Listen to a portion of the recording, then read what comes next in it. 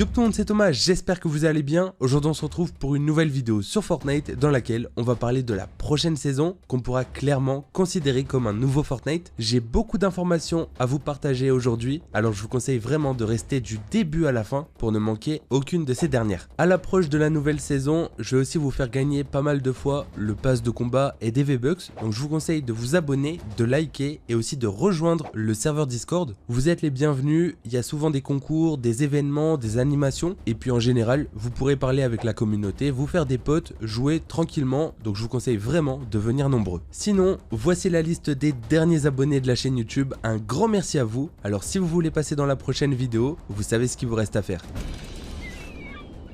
L'information est tombée dans la nuit, c'est confirmé, la mise à jour 24.00, donc la mise à jour de la prochaine saison est prête et elle arrive bien la semaine prochaine. Au niveau de la date, dans le jeu, c'est dit que la saison actuelle se termine le 8. Ça veut dire que la nouvelle devrait commencer le 9, donc le jeudi. Maintenant, tant que Fortnite ne nous communique pas la date officiellement, on peut encore douter, donc on va attendre la confirmation pour être sûr de la date de la nouvelle saison. En tout cas, ce qui est sûr, c'est que c'est la semaine prochaine, donc ça c'est déjà une très bonne nouvelle.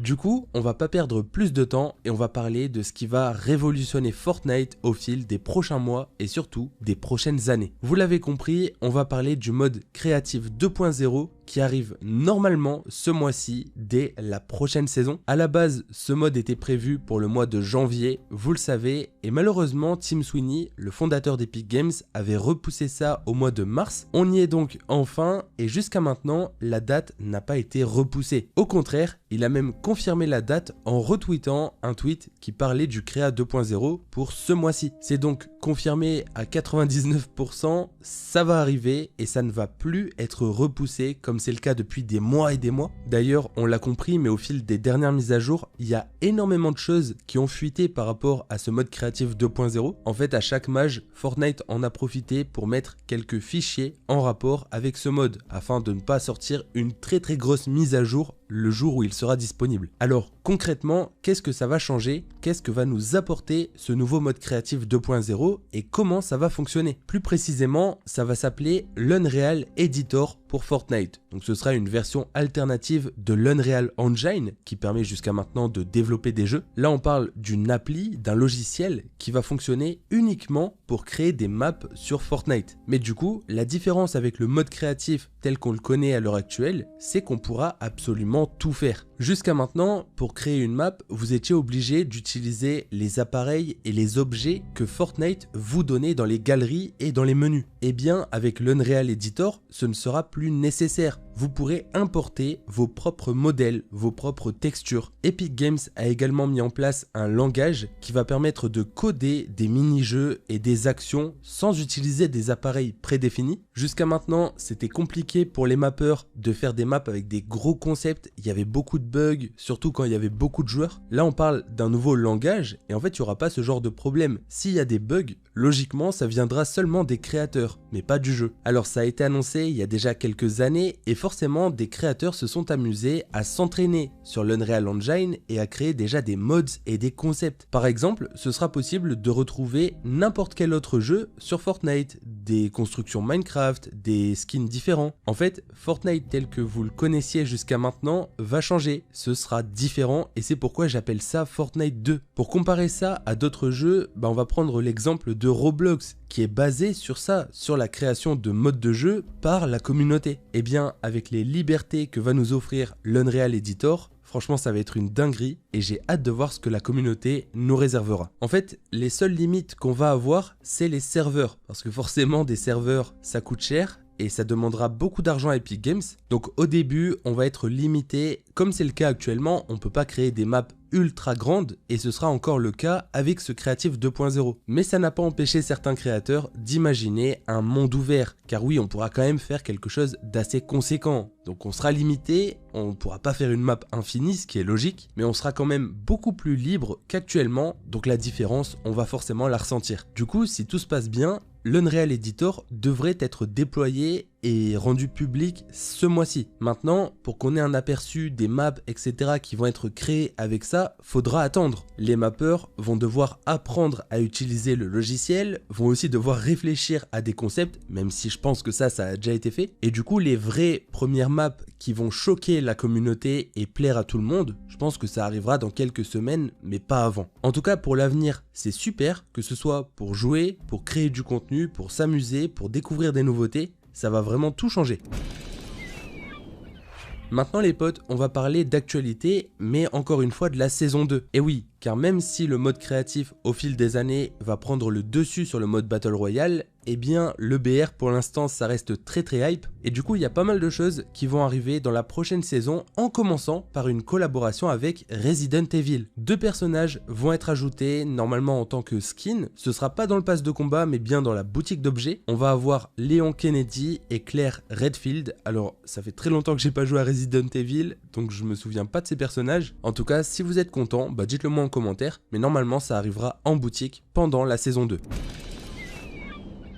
Et donc par la suite, on a Hypex et China encore une fois qui ont balancé énormément d'informations sur la saison 2. Hier, on a déjà vu pas mal de choses, dont la collaboration avec SNK qui me hype de fou, mais là ils ont encore balancé des trucs, vraiment c'est choquant, et leur source elle est fiable, donc on peut les croire, il n'y a pas de problème. Tout d'abord, hier on avait parlé d'une ville en lien avec le futur, puisqu'elle s'appellerait Neo Tokyo. Donc ce serait une ville japonaise qui ressemble un peu à Tokyo, mais dans le futur. Du coup, dans le style, on avait pensé à la ville qu'on avait pu voir dans le trailer du club de Fortnite avec l'expert des câlins version robot. Je pense qu'on aura un peu ce côté cyberpunk avec des néons de partout, etc.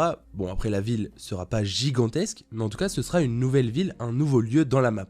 Une deuxième ville va également faire son apparition, ça me fait trop plaisir, c'est une nouvelle version de Lucky Landing. Pour les anciens qui ont joué au chapitre 1, vous vous souvenez forcément de ce spawn, c'était celui de Gotaga ou encore de Bouga, pardon. Vraiment cette ville, ça me rappelle une très bonne époque, parce qu'en fait, on l'a connue que pendant le chapitre 1. Et donc apparemment, une nouvelle version de celle-ci va être ajoutée, donc je sais pas si ça va être la même ville mais un peu modifiée ou si c'est juste le style qui va être repris. En tout cas, c'est quand même une bonne nouvelle et je pense que ça va rappeler de bonnes vibes. Ensuite, au niveau de la méta et du gameplay, de nouvelles armes vont être ajoutées et notamment des épées, enfin des genres de katana. Donc apparemment, ce seraient des armes mythiques ou légendaires, donc on va pas les trouver partout. Il n'y aura pas que ça en fait dans la map, mais bon, vu qu'on est un peu dans le thème japonais et tout ça, c'est assez logique, donc on aura des katanas. Franchement, j'ai hâte de les tester, même si jusqu'à maintenant on a déjà des épées en mode créatif, et je trouve que les animations, tout ça, c'est assez bien fait. Ensuite, au niveau des véhicules, on va avoir l'apparition de motos futuristes. Cette saison, on a eu les motocross, qui sont vraiment incroyables, c'est un ajout vraiment cool dans Fortnite, et donc là on aura des motos futuristes, donc j'imagine qu'elles seront plus rapides, mais que ce sera pas tout terrain, un peu comme les motos de Tron. Enfin, quand on parle de motos futuristes, c'est l'image que j'ai en tête, je pense que c'est pareil pour vous, et justement on a déjà eu une collab avec Tron, il y a même la moto en tant que planeur dans le jeu, donc on peut imaginer qu'une moto dans ce style va faire son apparition, et ça dès la prochaine saison. Bon après vous le savez,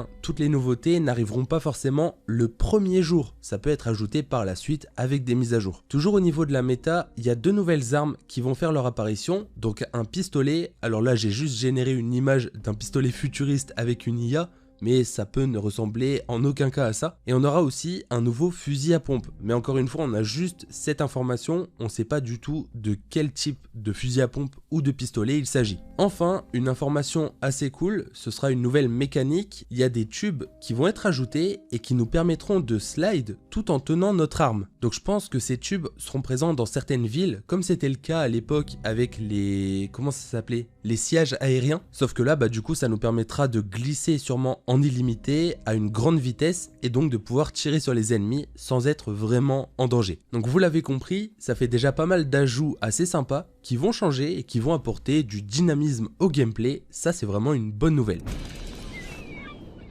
Maintenant, j'aimerais faire un point sur tous les objets cosmétiques qui ont fuité et qui vont arriver dans la saison 2. Déjà pour les joueurs PlayStation Plus, voici le prochain pack que vous pourrez débloquer gratuitement si vous êtes abonné. Il y a donc une pioche, un revêtement, une icône de bannière et une émoticône. Bon, c'est un pack assez sympa. et normalement il est lié à un skin que vous pourrez peut-être débloquer plus tard. Ensuite, il y a eu une polémique par rapport au nouveau starter pack qui sera dispo en saison 2, donc vous le voyez, c'est un skin féminin. En vrai, il est basique, mais il est pas si moche. Mais en fait, la polémique, c'est qu'à la base, le skin devait ressembler à ça. C'est l'image qui avait été envoyée dans certains sondages, et c'est vrai qu'il était assez mignon. Et du coup, dans la version finale qui est dispo dans les fichiers du jeu, on peut voir que le visage, en fait, c'est un skin qui a déjà été repris plein de fois sur Fortnite, et c'est assez dommage. Du coup, on a Denny qui a retravaillé le skin à sa façon en s'inspirant un peu plus de l'image qui avait fuité à l'époque. Et c'est vrai que le rendu est beaucoup mieux. En tout cas, moi je préfère la version de Denny à celle d'Epic Games.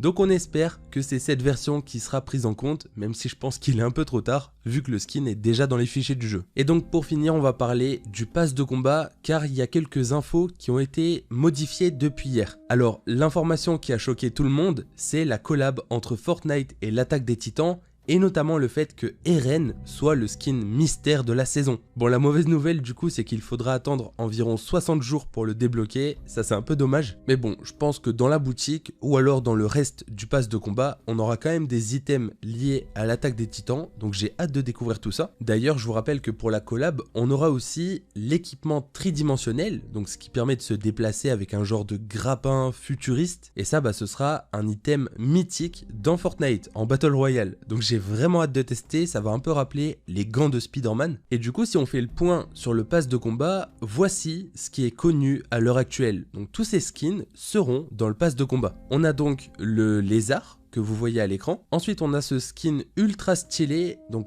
comme je vous l'avais montré hier, on connaît minimum 2 variantes, mais bon, à chaque fois les skins de pass en ont beaucoup. Et ensuite, on nous avait parlé d'une nouvelle version de Nomade, mais on nous avait dit qu'aucune image n'était dispo jusqu'à maintenant. Mais en fait, on a China qui s'est corrigé, et en gros, le nouveau skin Nomade, eh bien c'est ce skin qui a aussi fuité dans la liste. Donc au final, tous les skins qui sont connus pour le pass à l'heure actuelle, on a une image et on sait à quoi ils vont ressembler. Et enfin, on a ce skin avec un déguisement et des oreilles de lapin. Franchement, j'aime bien, donc pour l'instant, le pass, c'est pas dégueu. Je le trouve plutôt bien réussi. Du coup, si on fait le compte, sachant qu'on a Eren en tant que skin mystère et que de base on est censé avoir 7 autres skins dans le pass, ça veut dire qu'il nous en manque 3. Là on connaît le skin mystère, mais dans le pass on n'en connaît que 4. Donc faut imaginer que les skins seront dans le thème de la saison, c'est-à-dire le futur, le style un peu japonais asiatique. Donc si vous avez des idées de skins que vous aimeriez avoir dans ce pass de combat, dites-le moi en commentaire. Perso, il y en a quelques-uns que j'avais repérés et que je vous montrerai dans une prochaine vidéo. Avant de vous laisser, on passe à la question du jour. Êtes-vous hype par les leaks de la saison 2? Perso, je jouais plus trop à Fortnite et j'avoue que ces leaks récents m'ont vraiment hype, surtout la collab avec SNK.